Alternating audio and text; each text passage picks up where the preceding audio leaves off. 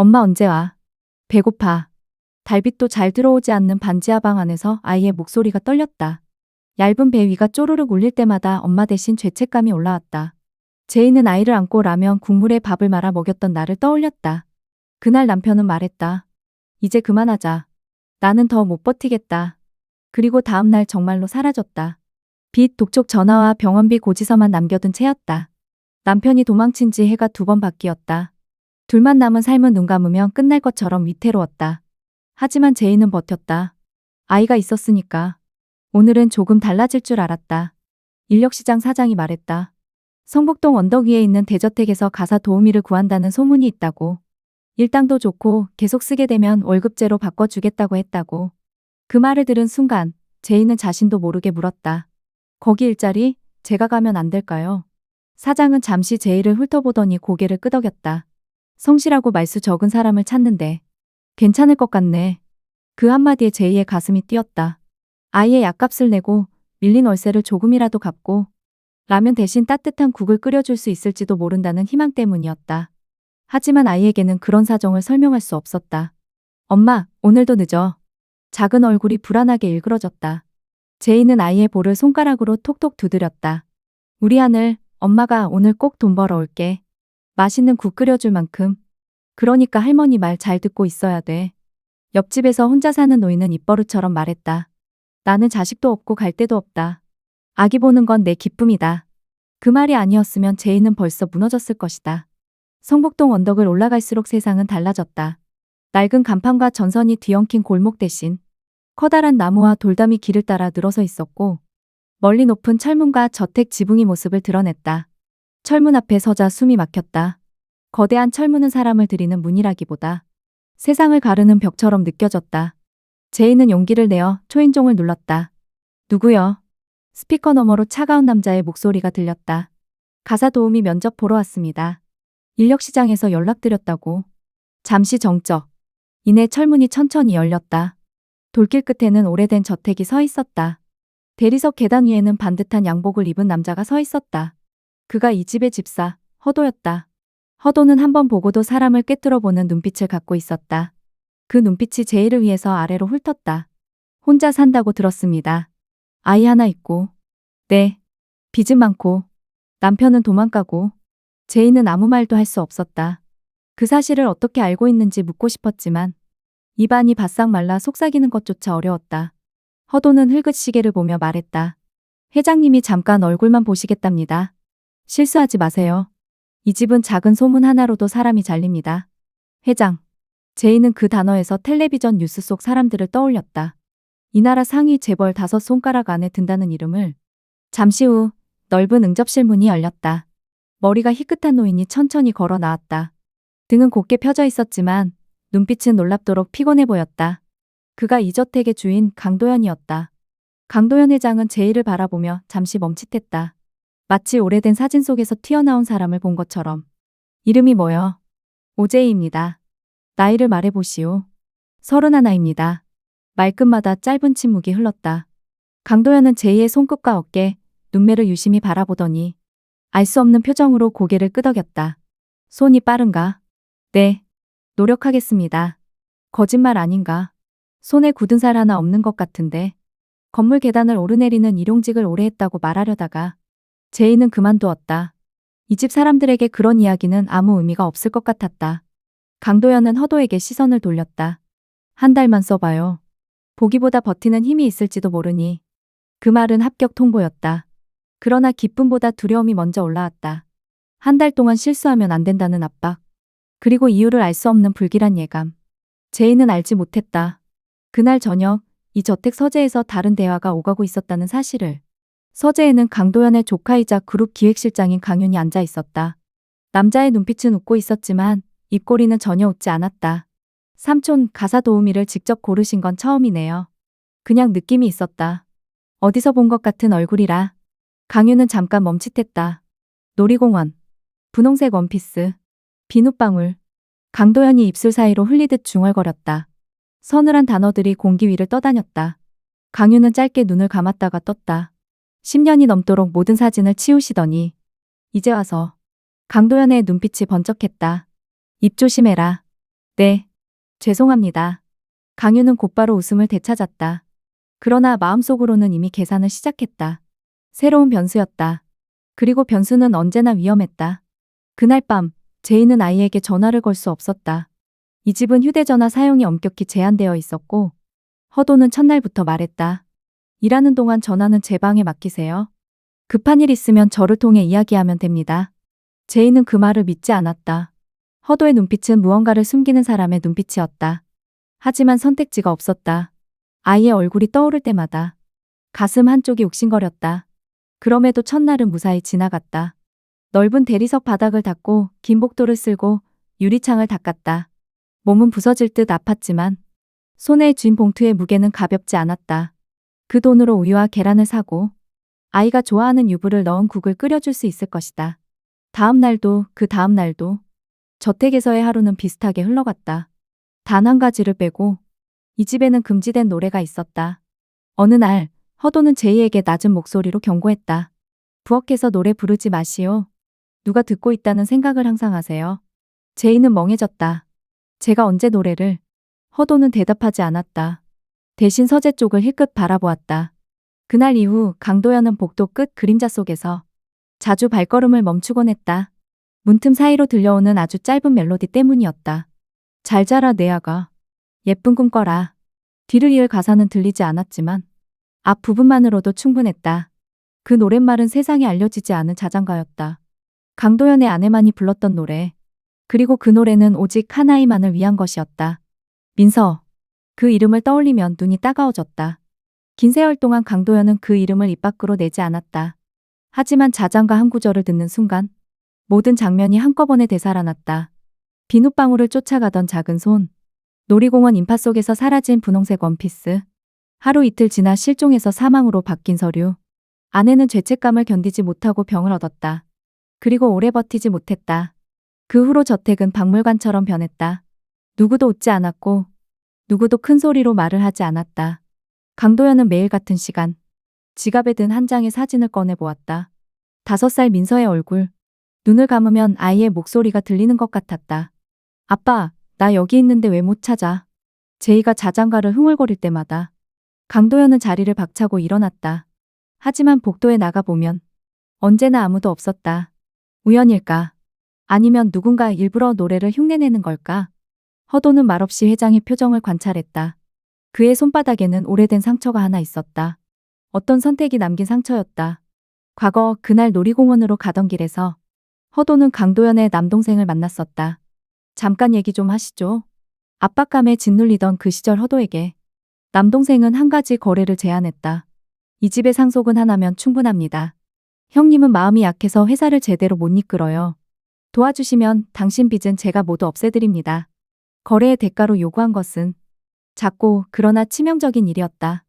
허도는 그날 이후 자신이 지키는 저택을 집이 아니라 감옥처럼 느끼며 살았다. 스스로 만든 감옥. 제이가 나타난 것은 허도가 가장 조용히 살고 싶던 시기였다. 그럼에도 허도는 알 수 있었다. 이 여자는 이 집을 바꿀 사람이라는 것을. 그리고 그 말은 동시에 자신을 무너뜨릴 사람이라는 뜻이기도 했다. 며칠 후 사건은 느닷없이 벌어졌다. 그날 오후 저택 안은 분주했다. 강윤이 해외 투자자를 핑계로 강도연을 저녁 늦은 시간까지 끌고 나갈 예정이었다. 허도는 식탁 위에 놓인 약봉투를 내려다보았다. 같은 모양, 다른 성분, 병원에서 처방받은 약과 그동안 바꿔치기해 온 약은 색깔도 모양도 거의 같았다. 하지만 사람의 몸 안에서 하는 일은 정반대였다. 하나는 살리는 약, 다른 하나는 서서히 망가뜨리는 약.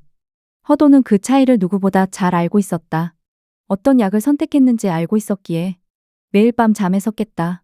오늘만 지나면, 회장의 건강이 조금만 더 나빠지면 다음 주 이사회에서 경영권은 자연스럽게 넘어갈 것이다. 강유는 그날만을 기다리고 있었다. 그리고 허도는 약병을 들고 서 있었다. 그때였다. 주방 쪽에서 제이의 목소리가 들렸다. 이 약, 뭔가 이상한데. 허도는 심장이 철렁 내려앉는 느낌을 받았다. 제이는 아이 때문에 약에 민감했다. 약국에서 잘못 처방해 준 적이 있었고 그 후로 어떤 약도 2번씩 확인하는 습관이 생겼다. 메모지 속 약 이름, 약병 라벨에 적힌 이름, 비슷하지만 다른 단어. 제이는 그 차이를 놓치지 않았다. 회장님께 이대로 드리면 안 될 것 같은데 혹시 제가 오해하는 걸까요? 그 말은 그대로 강도연에게 전해졌다. 처음에는 허도의 실수라고 생각했다. 아무리 바빠도 약 정도는 확인해야 한다고 꾸짖을 생각이었다. 하지만 강도연은 오랫동안 숫자와 글자를 상대해 온 사람이었다. 처방전과 약병을 나란히 두고 수십 번 읽었다. 그리고 느꼈다. 이건 실수가 아니다. 그날 밤 강도연은 결심했다. 내 약은 이제부터 제이가 관리한다. 허도는 손을 떼라. 허도의 얼굴에서 피가 가셨다. 그 순간 자신이 가늘게 이어왔던 줄이 끊어지는 소리를 분명히 들은 것 같았다. 그날 저녁 비가 내리기 시작했다. 여름 끝자락의 폭우였다. 강도연은 강윤과 함께 호텔 라운지에서 의미 없는 회의에 앉아 있었다. 해외 투자자라던 사람은 결국 나타나지 않았다. 강도연은 컵을 내려놓고 자리에서 일어났다. 윤아, 그만 가자. 오늘 자리는 불편하구나. 강윤의 눈빛이 짧게 흔들렸다. 지금 가시면 안 됩니다. 상대가 언제 도착할지 모릅니다. 강도연은 짧게 웃었다. 오늘 이 자리는 애초에 상대가 없었을 것 같다. 돌아가는 차 안에서 비는 더 거세졌다. 와이퍼가 쉼없이 움직였다.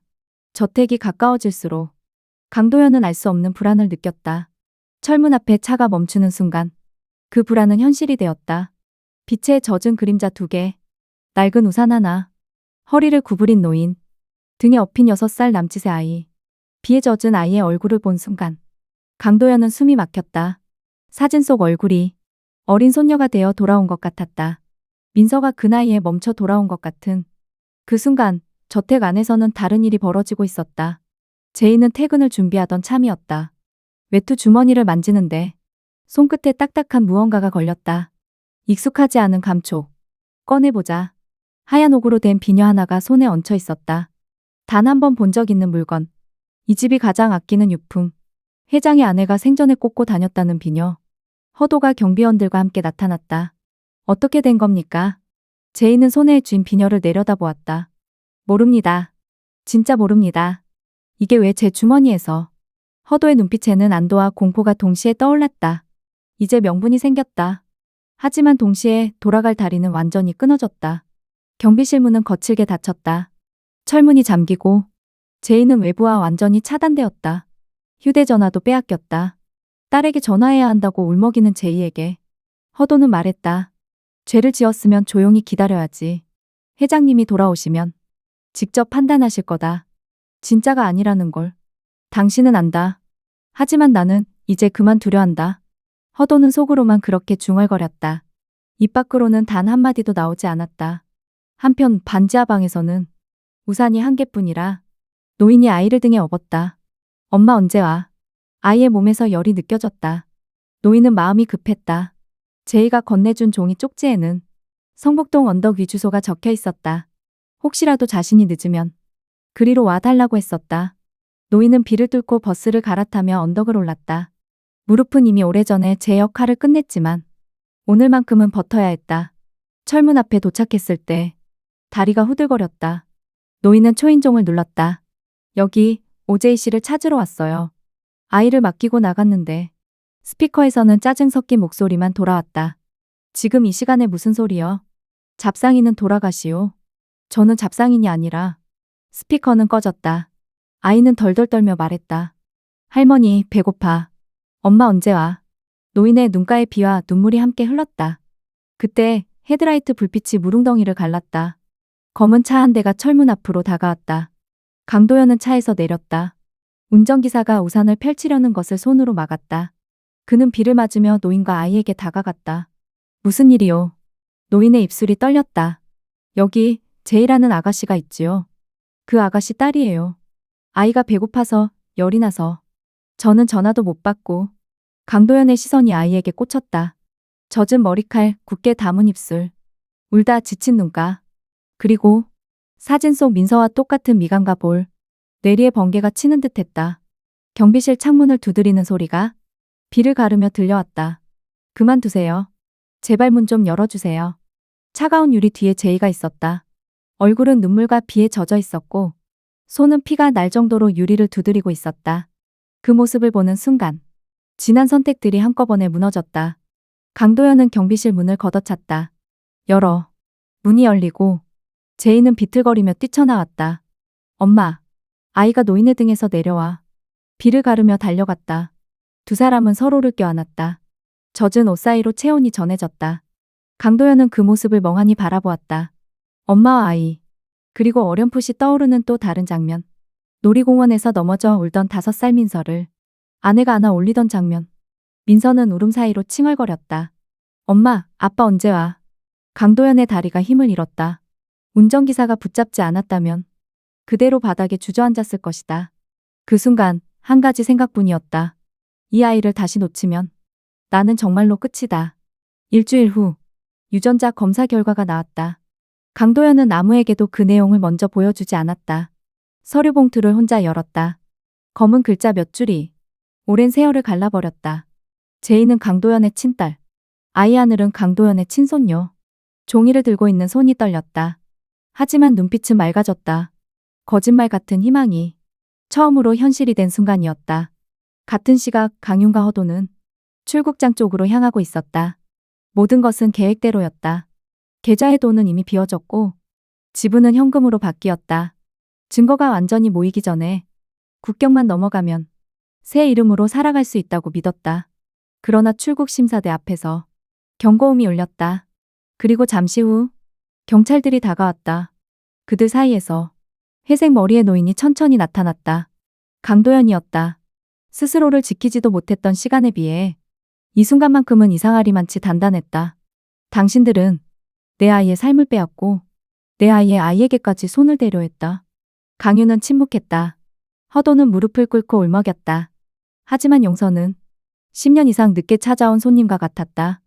이제는 더 이상 들어갈 자리가 없었다. 그 후로 저택에는 조용하지만 뚜렷한 변화가 일어났다. 대리석 바닥 위에 따뜻한 카펫이 깔리고 커다란 식탁 대신 나무 냄새가 나는 작은 식탁이 놓였다. 그 식탁에는 4사람이 둘러앉았다. 강도연, 제이, 하늘 그리고 반지하에서 함께 올라온 노인. 식탁 위에는 비싼 요리 대신 집 냄새가 나는 된장국과 계란말이, 아이들이 좋아하는 미역국이 올랐다. 하늘은 매일같이 말했다. 할아버지, 나랑 놀아요.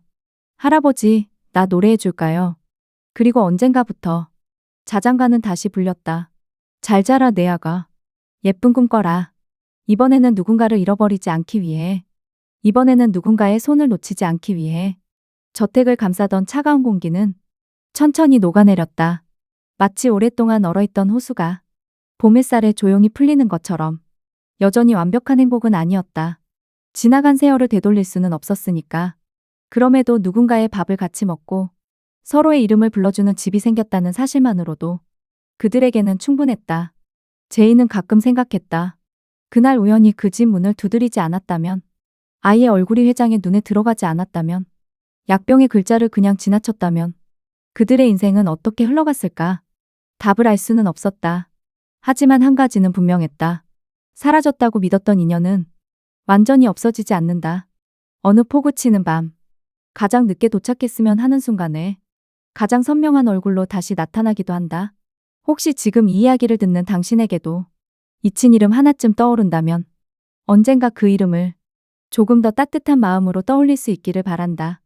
이긴 이야기를 함께 들어준 당신의 오늘이 조금은 덜 외롭기를, 조금은 덜 무섭기를, 그리고 조금은 더 단단해지기를 진심으로 바라본다.